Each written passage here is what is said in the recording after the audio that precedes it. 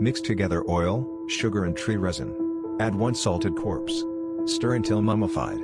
That's pretty much the last steps of the mysterious and long-sought recipe for mummifying human bodies used by Egyptian mummy makers for at least 4,000 years. New research on this old practice also pushes its origin back about 1,500 years from the current accepted beginning of this end-of-life-start-of-afterlife ritual that has made Egyptian archaeology so interesting and spawned so many horror movies. What was this secret recipe for mummification, and why did it work so well that it was unchanged for 2,000 years? In an interview with the BBC, University of York archaeologist Dr. Stephen Buckley describes how his team uncovered the secret mummification process of the ancient Egyptians that was published this week in the Journal of Archaeological Science. Buckley sought to analyze the oldest mummies and the linens wrapping them to accurately date the origin of the process, but virtually all of the remains and cloths had undergone treatments by museums and collectors to preserve them. In a lucky break, Buckley was introduced to Mummy S.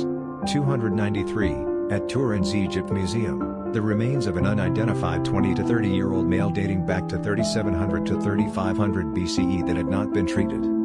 Buckley and a team led by Egyptologist Jana Jones of Macquarie University used carbon dating, chemical analysis, genetic investigation and microscopic analysis on Mummy S.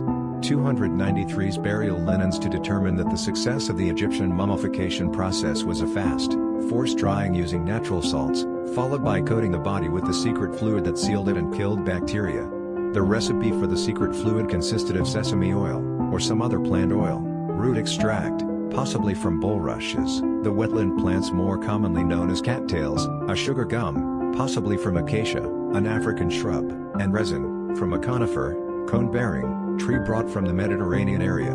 The resin was apparently the key, having both antibacterial properties as well as being an excellent sealer. You may have noticed that the mummification recipe contains no exact measurements of oil, gum and resin for an average 100-pound body. That's because this new dating of its origin predates writing, and the chemical analysis used by Buckley can't provide that kind of accuracy.